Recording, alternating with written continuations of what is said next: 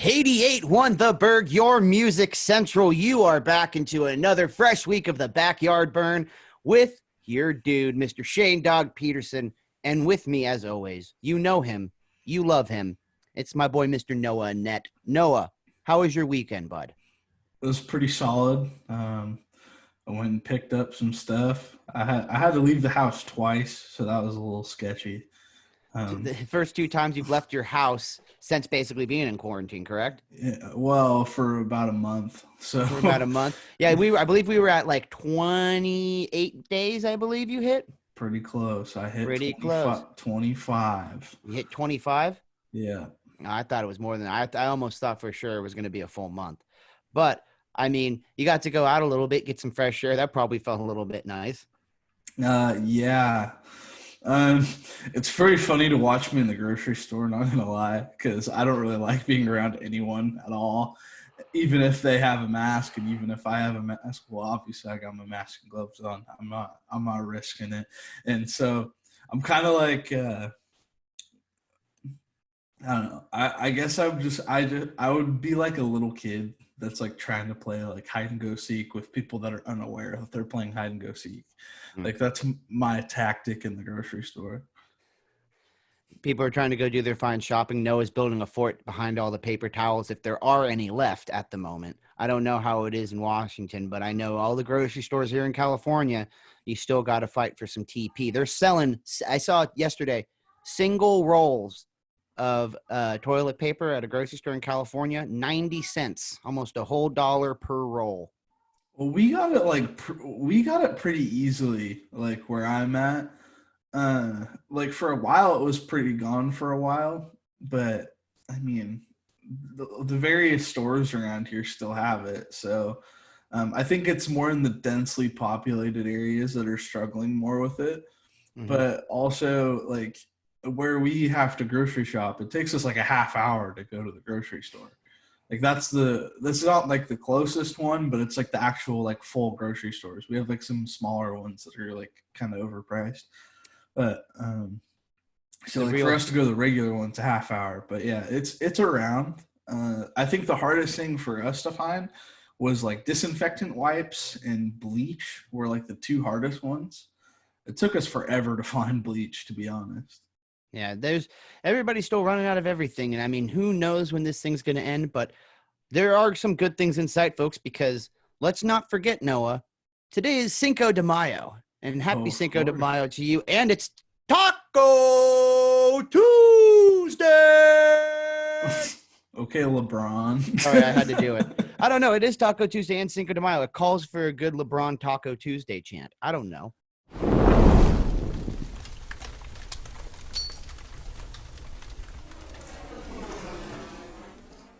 $88.1 The Burg, your music central. We are still in the Backyard Burn, and we are still here giving you the best news and talk here in the Central Valley. Noah, when I brought this up to you, you had no idea what I was talking about, correct? Well, I just had heard about it the day, like yesterday, but then I never like cared enough to look into it because it was DeBach telling me all about it, and I was like, okay, DeBach, whatever.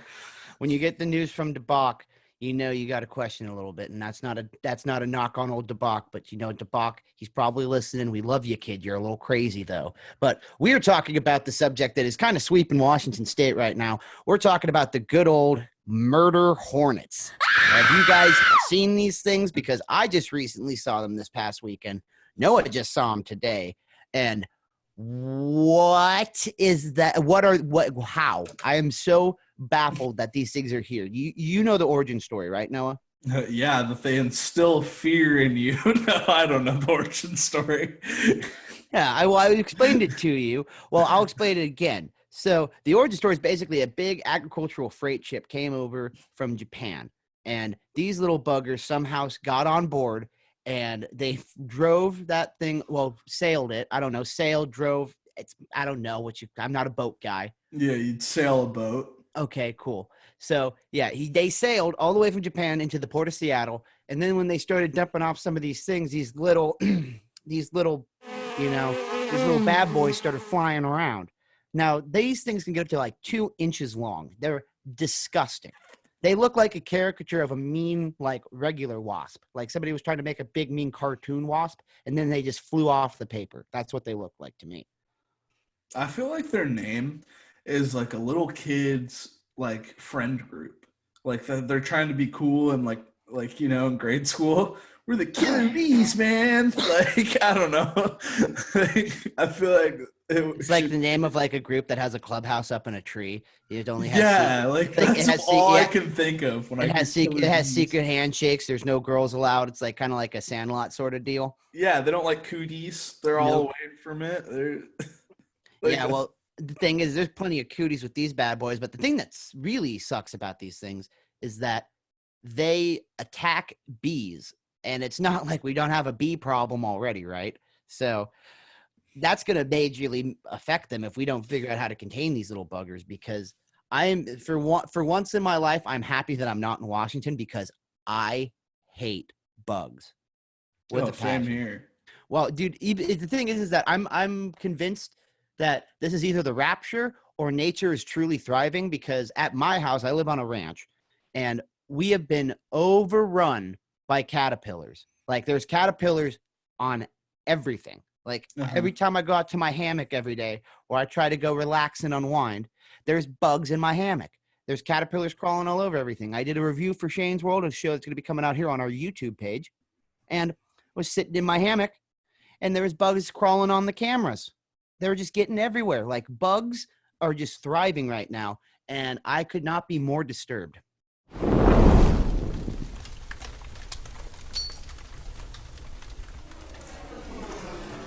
'88 the Burg, your music central. It is your boy Shane Dog here in the backyard burn, and we got our trusted and well-educated TV and movie guide here on air. We got Mr. Nwah and Net, and we're going to talk about something that you may all know of, because today's not just Cinco de Mayo. Today is Revenge of the 5th, the day after. May the 4th be with you. Nwah, you're a big Star Wars guy, correct? Yeah, like pretty uber big on Star Wars. You could say it's pretty serious. Pretty serious Star Wars guy. Yeah, like either if you watch like Fanboys or the little kid from the Goldbergs, that's like my level of Star Wars. I still have not made it all the way through the Clone Wars. That's the last thing I've been meaning to do, and I'm kind of plugging away at it. I just didn't watch it when I was younger. There was other things that I was more interested in. And also we didn't have the at that point in time, it was like you had to like watch it on TV. There wasn't like as much accessibility online as there is now. Oh, absolutely. Yeah, you always had to wait for that one, Saturday night Disney special where they were going to show one of the new Star Wars films, or would show it on some god-awful channel. But this whole May the 4th thing is pretty interesting because it's a good Star Wars holiday. It's actually my dad and my stepmom's wedding anniversary, strangely enough.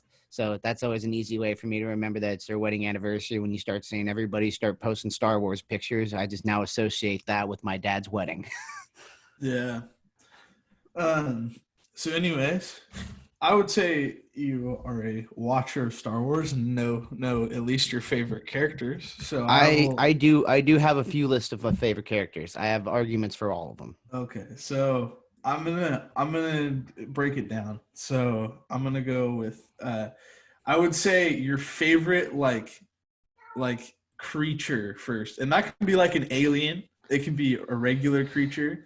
It can be, I just think that's the first one to go with. It's probably the hardest one, but I think, well, for me, I can't remember. It's the Ewoks, the little teddy bears. Yes, those are probably my favorite creatures because they're little savages. And they're just hilarious looking. They look like little schnauzers running around.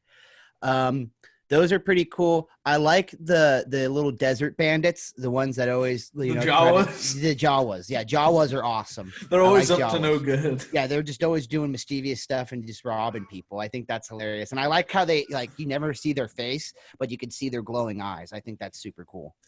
There was one guy that actually played all of the Jawas, and he's actually that tall. Really? Yeah, he was he was either a short person or a little person, whatever the correct terminology is. Mm-hmm. And he played like all of the Jawas in the original, and they just like kept moving him around. That's actually interesting. It was really cool to see how it was made. Like I was like, wow, that's just so fascinating. But I like the Jawas. Yeah, the Jawas are sweet. Those are my favorite creatures.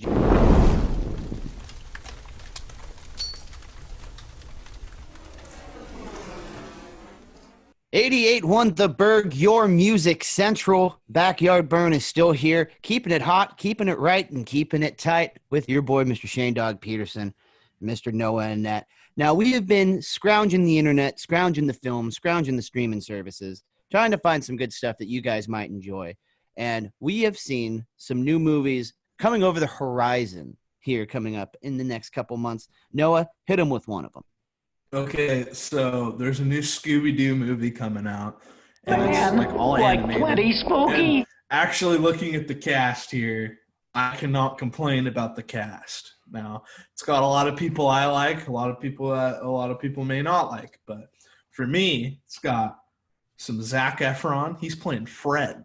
Can you believe that? I'm not surprised. Will Forte is playing Shaggy, as well as the kid from Young Sheldon is also playing Shaggy. Oh. We gonna do like a little time warp? Yeah, it sounds like they're going to be like young Scooby-Doo and Shaggy and like some old Scooby-Doo and Shaggy. Well, Tracy Morgan's in it. Ken Jeong. Who's Tracy Morgan playing? Does it say? Captain Caveman. Captain Caveman. I like it already. And who else is in it? Mark Wahlberg, he's in it. He's playing Blue Falcon. I like this. And Amanda Seyfried, I don't know if you know her, but she was in Ted 2, that girl. Oh, yeah. Yeah, and then I don't know who Gina Rodriguez is really, but she plays Velma. And Amanda Seyfried is playing Daphne. So actually, there's three people, or never mind. There's one person playing Scooby. But yeah, so there's a bunch of different people playing a lot of different people in that. So I think that's pretty cool. Also, looking further down, we got Simon Cowell in the movie. Make an appearance. Simon Cowell's come on down. All right. Yeah. Those are some big hitters. Those are some big names. Like lots of like really cool actors, in my opinion. Like a variety of like ages and talents and whatnot. But the animation style is so goofy in it. I don't know if it's gonna work out. Like I just don't think it fits like your normal like Scooby-Doo kind of animation. It's like they took the original and made it like 3D again. And I think sometimes like the more of the 2D imaging like works with that show. So we'll see. It might be really good. So I don't know. I might check it out. Comes out on May 15th. Right on. Yeah, I'm going to check it out. I was a big Scooby-Doo fan.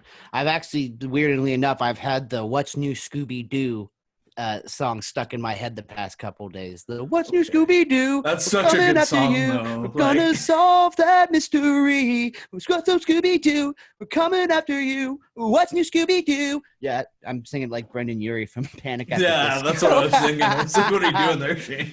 I'm getting way too excited. Well, I only have one thing to share because I only saw this, and this thing sparked my big fanboy inside me. It looks like old Nicolas Cage. Love the guy. He's going to be playing Joe Exotic in a new CBS series called American Vandal, which is going to be an exclusive thing through CBS and Imagine Television Studios. And it goes into the dark journey into the wild life of an even more wild man. So we've all talked about Joe Exotic. He, blew up for a couple weeks and has been, kind of coasting a little bit of stardom while he's in jail, getting some of his, court stuff handled. But the dude is still blowing up, and I mean, I'm excited to see what they're going to do because they're either going to make Joe Exotic look even more crazier and shine more of a light on him, or it's just going to be like a better view or a better attempt to make sure that he gets out of jail and that they put Carol Baskin in. Oh, jeez.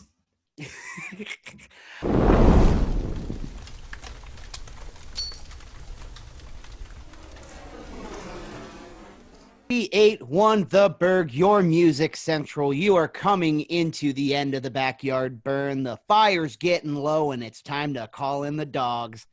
And your first dog is here, and it's your boy Shane Dog. And with me, as always, Noah and Nat. Noah, thank you again for coming and spending your time as we try to embark on this beautiful journey of broadcast. Oh, of course. No other better time. No other better time. No other better time for you to break out the new virtual background feature on your Zoom call. Noah's looking like he's hanging out straight up in Bikini Bottom right now. None of you can see it. I know. I think I need to get the Patrick's Rock. I think that's a better background for me. Patrick is by far my favorite SpongeBob character. It's not even close to any of them. He's just so simple. I'm a big Patrick guy. Noah, you are a human version of Patrick. Everything about you is Patrick. The way that you like stuff, you're a very simple guy yourself. Yeah, I mean, I don't live under a rock. But... You don't. Well, the thing is, you don't live under a rock, which is a funny metaphor that they keep him under a rock. And secondly, you definitely are way more intelligent than Patrick, but you are a goofy guy. I will say that. Yeah, I think first initial response when people meet me is they're like, "Oh, this guy doesn't know anything," and then they're like, "Oh, actually, he might know a thing or two." Like after about 20 minutes there. And then they're all, "Look at the big brain on this guy."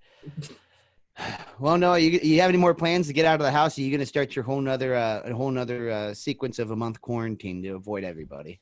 No, I'm going to watch a lot more shows. Like Rick and Morty's second half of the season came out. So, it just dropped the first episode. So I'm like, oh, I could watch that. Oh, I could watch this. Like, there's content galore coming out in my mind. There is content galore, and that's the business that we're trying to be in, dude. And remember, we still have all of our content coming out almost daily. If you guys want to see some of the stuff that we're making, you can find it on all of our socials at 881 The Burg on Twitter, Instagram, and Facebook, as well as you can see some of the YouTube series that we're coming out with. You could go see Lainey do Zoom dates. You could see me review albums and hammocks. You could see a bunch of people creating content. You can even go into the booth with some of our EDM guys and learn how to mix some tunes. We have all of it here for you at 881 The Burg. So check out our website, check out our page, download the app, and remember, be safe, wash your hands, put on bug spray to avoid the murder hornets, and here's Trampoline here on your Music Central.